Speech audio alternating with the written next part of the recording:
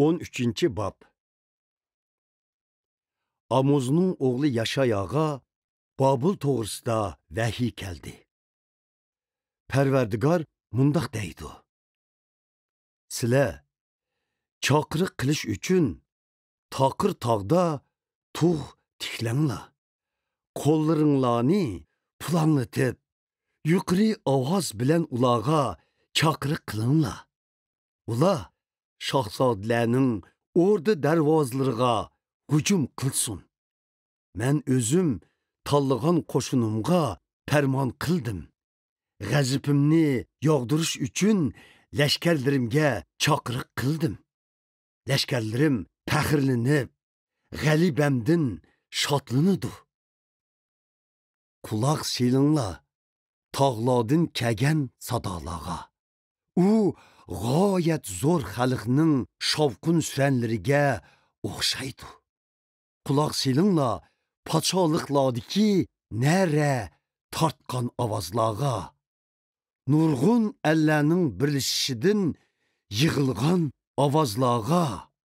Qudratlik sardor Parvardigor urush uchun qo'shin to'plavatidi. Ular yiroq yerdan keladi. Zeminning u chetidan keladi. Parvardigor o'zining g'azablik qo'rollari bilan kelyotidi. Butun zeminni gumron qilish uchun kelyotidi. Hammanglar faryod cheksizlar. Chunki Parvardigorning jazo kuni kelishga oz qoldi. U kun Qodir Xudo vayronchilik elib keladigan kun bo'ladi.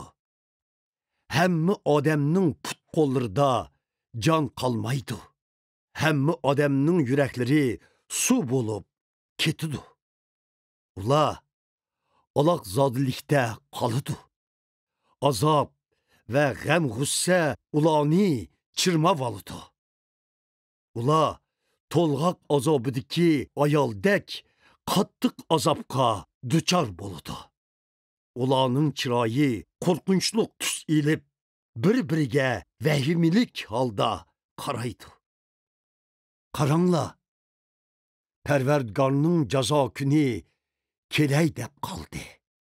Bu shafqatsiz kun cheksiz g'azab va rahimsizlikka to'lg'andir.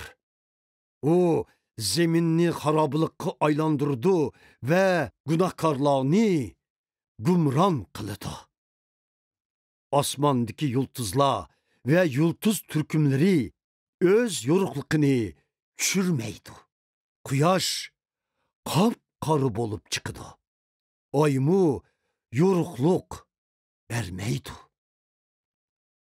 Parvardigor mundaq deydi. Men dunyoni uning razilligi uchun jazolayman. Razil odamlarni o'z gunohi uchun jazolayman. Men ko'ranglab mag'rurlanganlarni pashlashtirman. Shafqatsizlarcha g'adayganlarni yerga uraman. İnsanlar zeminda oziyib, oltundinmi tasti tepiladigan holga tushib qoladi. Odamlarni Ofirning oltinlaridek ozaytib etaman.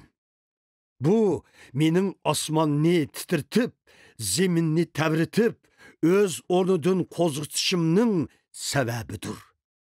Shu kuni men qudratlik sardor Parvardigor hammaga rahimsizlarcha g'azabimni chochiman. Shu kuni ahvol shundoq bo'ladi-ki, bo'kan ovchidan qochgandek, qo'ylar titrab ketgandek, hamma odam o'z yurtiga qaytidi va o'z zeminiga qochidi. Tepilganlarning hammasiga nayzi sanchiladi. Tutilganlarning hammasi qilishdan o'tkaziladi. Ularning uşaq bolalari ko'z oldidila yerga urib o'ltirildi. Ularning uylari bulab talindi. Xotinlari dapsanda qılınıdı. Mən medialıqlarını, babılıqları qarşı atlandırımən. Ula kümüş ki qızıqmaydı, altınğa qarab mı koymaydı. Ula okyaları bilen yigitlərini itip öldürüdü. Ula bovaqlağa iç ağrıtıp olturmaydı. Balılağa rəhim şəfqət qılmaydı. Babil başqıla ən həvəslənən padşahlıq idi. Babılıqlarının şan şöhrəti və iftixarı idi. O, Pərverdigar tərəfindən gumran qılınıdı. Xuddi Sodom və Gomorradək. Bu yerdə əmdi Adəm turmaydı. Kəlgüsüdeki insanlarmı bu yerdə yaşamaydı. Köçmənlə bu yerə kəpirlərini kurmaydı.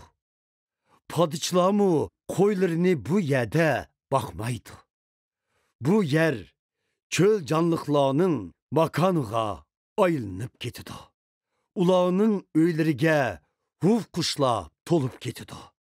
O yerdə tögü quşlar yaşaydı. Yavı öçkilə taklap yürüdü. Babil'nin kurgalları yavı itla huvuluşup yürüdüğün makan boludu. Ulağının orduları çil börelerinin yayraydığın makanı boludu. Babil'nin vakti toşup kaldı. Onunğa əmdi uzun vakit verilmeydi.